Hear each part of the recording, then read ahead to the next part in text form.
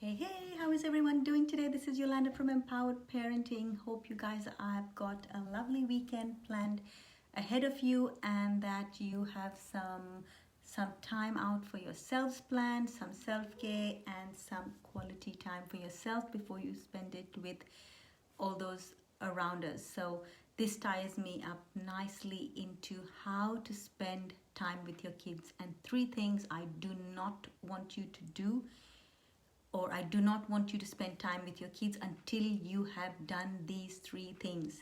So these three things are: number one is stay present. If you're not willing to be completely, or you don't feel capable to completely be present with your child, don't even go there. Our kids are picking up our emotional cues, and our kids start to feel more and more, or we feel them becoming so much more needy of us if we are not completely present with them, because they are reading into our emotional cues.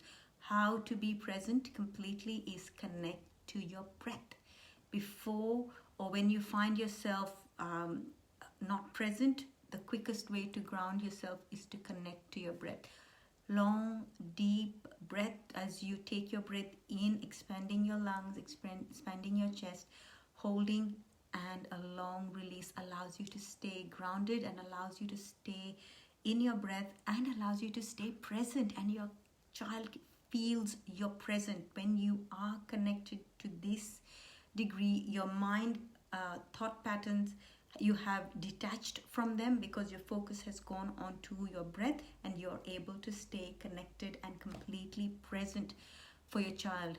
Do not be on devices when you have that allocated time with your child. Put away devices, put them in silent, keep them on the charger in the next room, but you cannot be saying that you are spending quality time with your child and you have devices and having and multitasking during that time. This is what makes our kids anxious for us. This is what makes our kids wanting more and more, and we find that your child just can't get enough. What your child, if you're able to give your child more quality present time with them, you will find that this does not happen because your child is meeting their need for connection, for emotionally, them, they're reading your emotional cues, they're connected to you energetically, they feel your complete presence. And just to give you a quick story with for myself, when my kids were younger and I was running a business on the side as well as working a day job. Hey Jackie, good to see you here. I should find that as I was putting my daughter to bed, she would just, it was just never ending, the whole bedtime routine.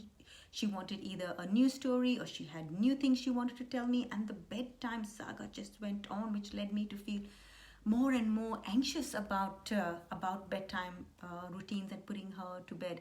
About that, I have made a video on bedtime routines. If you want to check that out, it happened yesterday at the parenting Q&A. So go and check it out if you haven't seen that yet. However, coming back to being present, as I started to implement being completely present with my daughter, completely grounding myself before I put her into bed, she slept quickly and she slept happily. And this is what I experience with my clients too, when I share with them how to be completely present and grounded in that time that you spend with your child, because then your child is, you will notice, will not be so demanding. The reason they are demanding is because they are getting the constant message from you that they are not good enough for you to give them your quality time, and they're coming from this lack. And when you come from lack, this lack is just cannot be fulfilled. So it's just like an endless pit that they're trying to drain your energy out from. So be mindful, be grounded, and stay present is my first tip.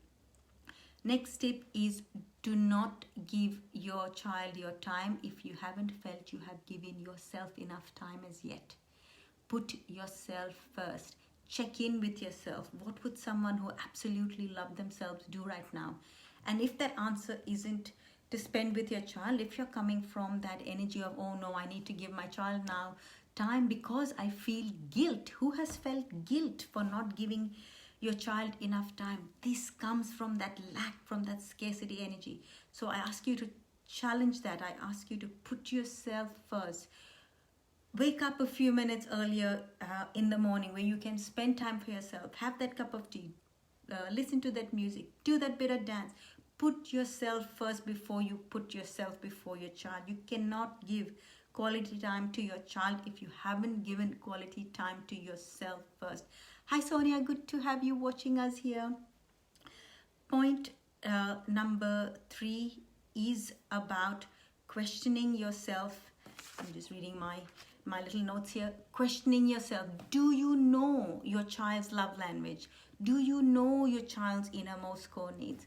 Are you aware that your love language may not be your child's love language? I'm saying this because I was there.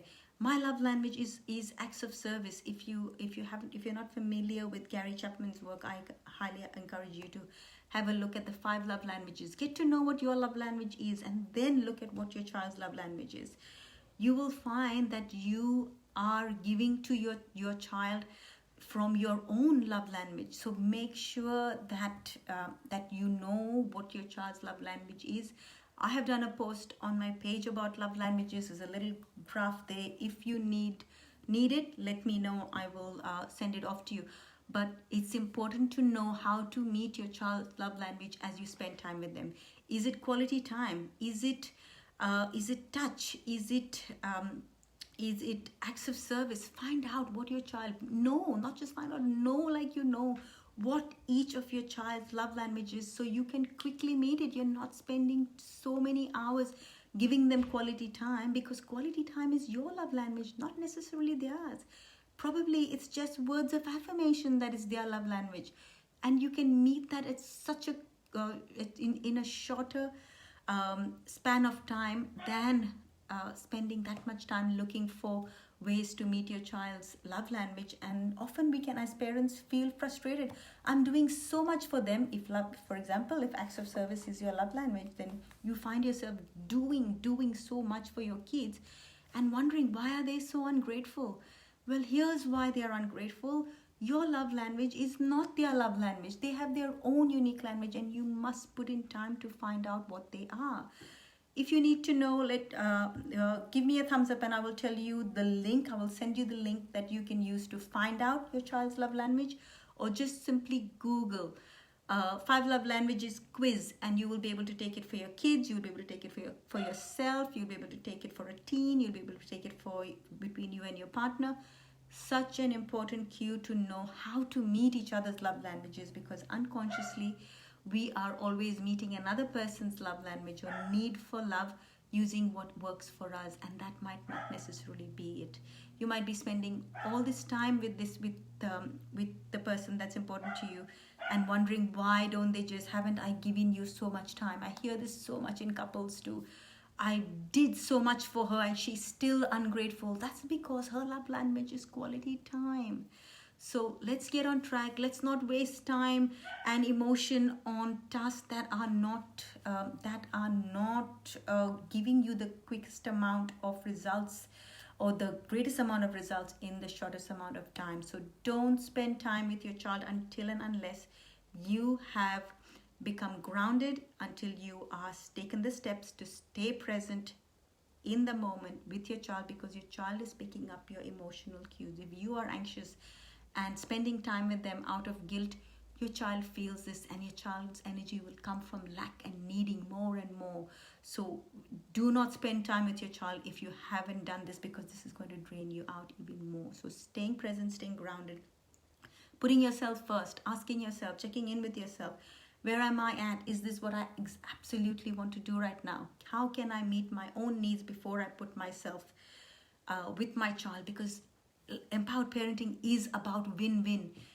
Your child will not feel like they are winning until they know that you are winning too. Our kids need to know that their parents feel good about themselves, that their parents are happy and joyful. This is what brings a child true joy and true happiness, because the energy from which we parent them then comes from this joy, comes from comes from this happiness. So important to come back to the parent, become that empowered parent, take that power back in your hands. And my step 3 is to become curious. Ask the questions. What is my child's innermost need? Is it need for significance? Is it need for love? And what is my child's love language? So I can meet them there where they are at and not be fuffing around sharing my love language with them, because that might not be theirs. And do that for yourself. Google love language quiz. You will be able to take that there. And I am offering, like with my chats, I'm offering the first 3 people who say yes to receive a free chat to uncover your parenting pattern. In this chat, you will get an opportunity to uncover how you are showing up as a parent, and what shifts can be made within yourself so that you can get that result and that desired behavior. How to break behavior patterns in your child using the unlocking of your pattern in which you are showing up as a parent. So give me a yes, please. Yes to the chat. And I will put the link in here if you would like to take advantage of your free parenting 30-minute chat. I look forward to seeing you. I've got a workshop happening next Wednesday. It's about emotional resilience for parents, raising emotional resilient kids, because once we understand our emotions, we can powerfully empower our kids to feel safe around their emotions and manage their anxieties, manage their emotions, because the greatest gift we can give to our child is their own happiness. And we can't give what we don't have. And so we come back to our own joy and happiness on this journey.